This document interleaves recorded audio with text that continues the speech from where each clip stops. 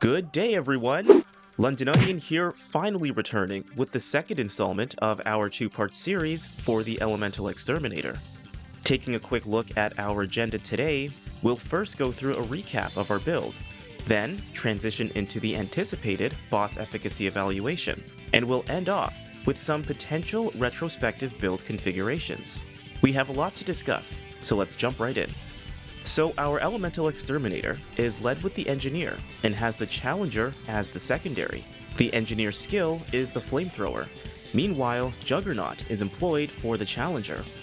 The leading amulet is the Cost of Betrayal, and the accompanying rings are Ring of Ordnance, Black Spinel, Generating Band, and Detonating Cord. This onion chose the Chicago Typewriter as our primary with Scrap Shot and Twisting Wounds, Nebula for the secondary with Kill Switch, and Krell Axe with Shielded Strike. Now, in our previous video, this onion had determined that our Elemental Exterminator was constructed into a fighter type, according to our archetype matrix. As a predator, this build is best suited to close-ranged aggression. Due to our engineer skill setting, there are two effective modes of combat. Primarily, there is the heavy carry mode and the more dynamic turret mode, which we refer to as Mode 2. These quick references will be important in the upcoming segment. The main strength of this build is essentially having all elements and bleeding capability at one's disposal. This also means that healing is constant and optimized when throwing the Krell Axe. It is worth noting that this build is not optimized for receiving heavy, frequent damage, but will quickly recover with time. As a fighter, versatility in offensive measures is the trump card. The Elemental Exterminator will have an answer to any circumstance, though the effectiveness will naturally vary. This is especially notable with bosses. With our build recap out of the way, we'll move on to our boss efficacy evaluation. This evaluation will be more thorough compared to our previous discussions with other builds. Primary focus will be given to world bosses from each biome, with some honorable mentions of sub-bosses that exemplify the strengths, shortcomings, and adaptive capability of our build. The only limitation of this evaluation is that the Dark Horizon bosses will not be covered. However, the rest should suffice.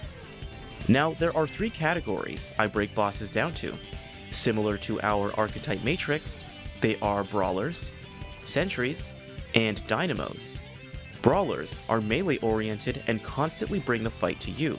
They tend to exercise area of effect type attacks, but with varied range capability. They are more likely to have armored weak spots, if any at all, and devastating blows. Sentries are extremely difficult to strike directly, while the bulk, if not all, of their offense is ranged-based. Their vulnerability tends to have a variable state. They have a greater likelihood of minion reliance, and will force a player's attention on evasion over offense, or what this onion will call a forced trial. Dynamos are a varied mixture of ranged and melee-based attacks. Complicated/attention-splitting fight patterns, map manipulation, and high maneuverability are primary markers of Dynamos, though they tend to have a brawler or sentry edge in their dynamic offense. With the parameters set, we'll start off with Yaesha. For our first boss, we'll take on the Ravager, which this onion would easily classify as a brawler type. His main offensive orientation is a series of melee strikes and a few ranged ones. Starting with area of effect attacks, the Ravager has a fast-moving radial wave that is present through all phases of the battle, and a very large radial wave that he uses frequently during the final phase. Devastation is moderate, though his radial wave during the final phase can quickly put an end to the battle if one is not proactive enough. This onion would classify his Ravage NATO attack as a forced trial, as one is better off evading than attempting to return offense, unless they can find some solace behind one of the pillars. Finally, there is minimal minion reliance. During each phase of the Ravager battle, he will spawn 3 tumblers. Provided they are dealt with efficiently, they should not be a major issue. So taking on the Ravager is very straightforward with this build. Though it may be generally advised that one keep their distance, the heavy carry mode was quite effective for the first 2 phases of the battle. Due to Ring of Ordnance, frequent use of the Flamethrower is feasible, and this will allow a constant stream of health where there may be blunders. Even with the lower dodge window during the heavy carry, the Ravager's attacks are spaced out enough to allow proper evasion. An additional pro to carry mode is the increased damage reduction. This onion got pretty lucky during the second phase after poor distance/stamina management from the Ravage NATO, and holding the heavy weapon allowed the battle to progress. The third phase is where the offensive method will have to transition to Mode 2. The Ravager's energy wave is too devastating to risk, so planting the heavy weapon and using a barrage of elemental attacks will have to take place. This is also where distance management will have to be exercised. Unfortunately though, with Mode 2, friendly fire from the turret is likely to take place if too close to the Ravager. Avoiding the Radial Wave is priority 1, and letting the heavy weapon do the heavy lifting is the main portion of one's offense. Everything else is supplementary. Keep your distance, and the Ravager's defeat will come with ease. Next, we have the Corruptor. Due to the creative nature of this foe, it would easily be classified as a dynamo. Technically, the Guardian would count as a minion, but is intimately tied to the effectiveness of the Corruptor, as it cannot be eliminated but simply incapacitated. With that said, the constituents of our boss matrix will include the abilities of the Guardian. The Corruptor itself is distant, has varied vulnerability, and has heavy minion reliance with root moths, and the Guardian, which also can create its own minions by detaching the arms. Otherwise, the Corruptor has a single area denial attack. The Guardian itself is easily the brawler of this boss fight. It has an armored hide, has radial attack capabilities following a landing or a sword swipe, is moderately devastating with knockdown/stun capability, and can spawn electrical damage dealing swords. Even though this is a dynamo, this onion would say the Corruptor has a sentry edge. Now this battle falls in the category of exemplifying the adaptive capability of the Elemental Exterminator, and will call on both modes of combat. While the Guardian is on the offensive, the heavy carry mode does enough damage to efficiently dispatch the disconnected swords. And although the Guardian is armored, the time it takes to deplete its health is not unreasonable. The main reason for keeping the heavy carry mode is to aid with ammo replenishment and remaining ready for the swords. When the Guardian goes down, Mode 2 is recommended to help with root moths and compounding damage toward the Corruptor alongside the Chicago typewriter. Now, the targeting of the turret is inconsistent based on this onion's experience, and it will sometimes target the incapacitated Guardian. To reduce ammo waste, overclocking the turret and releasing the nanoswarm from Nebula should effectively deal with the root moths and add more damage to the Corruptor. Now, an important note is the boss mutator. In this role, the boss had empathy, which will naturally prolong the battle if one must consume a relic. Even though this is a drawback, as this onion would always say, you can't lose if you don't die. Victory just might take a little longer. Alright, transitioning to Lydusa. This boss is fitting of a sentry. She fulfills all the constituents of being distant. She has varied vulnerability, and frequent minion use with the blue orbs she summons. Regarding area of effect, she makes frequent use of small radial traps on the arena floor, and is moderately devastating. During this battle, one will be cursed with increased damage sensitivity, and this onion will count this as a blight effect. However, her third phase can act as an insta-give following a failed forced trial. For the Elemental Exterminator, Lydusa is quite a struggle, and exemplifies the shortcomings of our build. As a fighter type with close range prowess, one is forced to prioritize the Chicago typewriter, and the Elemental Exterminator is essentially disarmed from employing compounding damage with different elements. Mode 2 is the only way to take her on, but even the turret will struggle due to the range and projectile speed. During the first phase, patience is a must, and placement of the turret matters a lot more. One will have to constantly be on the move to avoid her radial ground traps. Her blue orb minions are best dealt with using the kill switch on Nebula if they are in close range, or nanoswarm to speed up their elimination. However, this onion prefers to employ the nanoswarm for Lydusa herself. As an alternative, anytime her eyes begin to water, this onion prefers to use the Krell Axe to target the Master Orb. The overloaded damage will make their elimination easier with the compounded effort by the typewriter.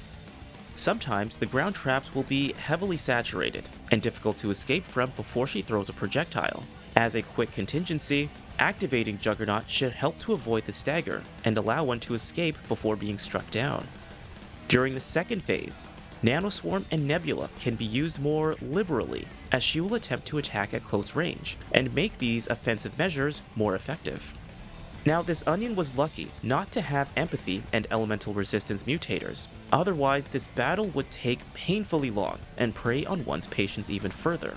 Phase 3 can make or break one's progress. At the end, the turret must be placed reasonably close, overclocked would be a bonus, Nanoswarm activated, and the Chicago typewriter firing as much as possible. If done correctly, she should go down. Otherwise, one will naturally meet their demise. An honorable mention of similar trials can be noticed with the Cinderclad Forge. Mode 2 is also a must for this sub-boss. Now, this Onion would quickly classify this boss as a sentry, but it does not create the same significant drawbacks noted with Lydusa. However, this role unfortunately came with Empathy, forcing long lulls in the frequency of Mode 2 offensive strategies. Similar to Lydusa, one will constantly be on the move to avoid various projectiles and balance evasion with offense. But since this is a stationary boss, it is rather easy to have a constant flow of health from elemental damage, especially with the Krell Axe. It is important to note that this boss does not bleed, so the Chicago typewriter will be less efficacious. Another honorable mention is Kayula's Shadow, which can exemplify the strengths of this build. This one is a brawler with no clear weak spot, at least no weak spot this Onion could find, high knockdown capability, radial waves, and a high saturation of minions as a forced trial. One of the challenges with Kayula's Shadow is that the battle takes place in water, and there will consequently be no burning damage. Everything else, though, is fair game. Despite the reduction in burning damage, heavy carry mode is perfectly acceptable, especially against her tentacles. Mode 2 is discouraged due to the potential for friendly fire, since Kayula is a brawler. If health should be an issue, stowing away the turret and using Krell Axe or Nebula is an efficient option. Our last honorable mention is Legion, a textbook sentry, but comes with a dynamic effect of attention-splitting offense. It has heavy minion use, is distant, and has varied vulnerability. There are no weak spots, and a periodic arena wave from the secondary target. This boss puts a demand on the adaptive capabilities of our elemental exterminator. The best strategy this Onion could employ was setting up on the second story, close to the main target. The main purpose behind this is to aid with the timing for the arena wave and make easier use of the Krell Axe. One would have to be in Mode 2, since the main target is too distant for the heavy carry. With such heavy minion use, the turret is meant to address the root zombies, while our explorer chips away at the main target. It is imperative to keep the turret up as much as possible through relic use and activating overclocked. If this boss has Empathy, then one's mods can also suffice with staving off targets while the turret replenishes. Now, Empathy does not mean that relics should not be used, but simply reserved for when it is absolutely necessary for one's survival. Otherwise, that concludes Yaesha. We will move on to Losomn. Now, what's interesting about Losomn world bosses is that they all fit the profile of Dynamo, but of course with their own nuances. First, we'll start off with the Nightweaver. Now, this one came with the unfortunate role of Empathy and elemental resistance. Plus, she is a two-phased boss with varied fighting patterns. As a dynamo, she has high maneuverability and naturally map manipulation. Her first phase is rather basic, though she can be quite devastating if one is not careful. With that said though, this Onion favors the heavy carry mode for most of the battle, due to the increased damage resistance and the high damage output of the flamethrower. Plus, when she spawns her minions, they can be dispatched with ease, but it is still important that one ensures their elimination, lest our Wanderer get knocked down. The second phase can be very lengthy, especially with the mutators. Now, this Onion still maintains the heavy carry mode, and this serves multiple purposes. High damage output is one, damage resistance is another, but also health replenishment in the event one is grabbed. Unfortunately, this Onion is not exactly a pro, and has fallen victim to this attack, which could be an insta-gib, but if one has Black Spindle activated, health will be critical, but will replenish just enough to keep one alive. The only time Mode 2 is employed is when she spawns her minions. The turret will fire at her minions, while the Exterminator can use the Chicago typewriter against her. If the turret does not last through the duration, one's mods are an acceptable contingency. This was an arduous battle, and was eventually won through attrition. The mutators really did not help. Transitioning to the One True King, this was not a particularly difficult battle, and serves as a showcase of the strengths of Mode 2. As a dynamo, he has a varied attack pattern, and despite being slow in movement, can teleport. He has moderate AoE potential with arena waves and small radial traps, which are quite devastating, with high insta-give potential. He will periodically summon a high saturation of Dran minions, veiled as a forced trial. As stated earlier, Mode 2 is most advantageous in this battle, and the mutators were conducive to making regular use of our relics. His weak spot is easily targeted with the Chicago typewriter, and when a Fate teleporter manages to stun him, the Nebula Nanoswarm is a perfect option for additional damage with reduced travel time and maximized effect since he won't teleport. This was not a particularly stressful boss to take down. Moving on to Faerin. Offensive strategies will warrant readjustment throughout his different phases, a perfect demand on adaptive capability. During the first phase, heavy carry mode will suffice, since this is the most sustainable means of using the heavy weapon and will offer extra damage reduction. Since Faerin is not as directly aggressive as Faelin, one may have to do some of the pursuing to eliminate his minions, which will make a frequent appearance. After the first chip of his armor, Phase 2 will be introduced, and he will spawn minions in pairs and in clusters. The clusters can be eliminated efficiently with heavy carry, but the pairs can be problematic and may be best addressed with the typewriter while in Mode 2. This phase is purely preferential for offensive means, but during the battle, this onion found more benefit in Mode 2.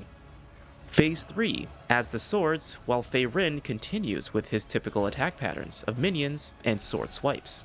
What has worked best for this onion was planting the turret near a stationary sword, and camping around that area so as to eliminate worry of the other ones that remain temporarily afloat. Using relics and the overclocked prime perk is paramount in keeping the turret fire ready. Phase 4 is the longest part of the battle, as Faerin will be periodically vulnerable, but only to attack, and will revert back to his ethereal state once he is finished. What has worked for this onion is positioning and repositioning the turret once he becomes tangible. Timing may be difficult, in which case, using the kill switch and the Chicago typewriter will suffice. This is, after all, a fast-paced segment. Provided one can dodge the falling swords, Faerin's defeat will eventually come. Alright, we have Nerud as our last biome, and even though we'll be covering 2 world bosses, this onion thought it best to assess efficacy based on the alternative versions. So first, we'll look at the metaphysical Tal'ratha. In all honesty, this boss is not all that troublesome to deal with. The most threatening moment against Tal'ratha is when he spews his black throat gunk at you, since their impact can cause one to stagger and consequently lead to further damage, and ultimately, one's demise. If one is less well practiced during this short trial, Juggernaut can aid with the stagger and damage reduction. The rest of the battle is rather tame and is best addressed using Mode 2 in this onion's experience. That way, all offensive constituents can be used as one pleases. This role did come with elemental resistance, but this battle was over in about 4 minutes, minus the blunders. Aside from his black gunk that he spews at you, one will just have to look out for his frequent use of arena waves. Sha'Hala is a different animal altogether, especially the alternative version. It's a light show of a battle with a series of forced trial moments, a plethora of minions with various attacks and formations, an obfuscated weak spot, and a distant main target. The only physical attack Sha'Hala has is its tail during the second phase.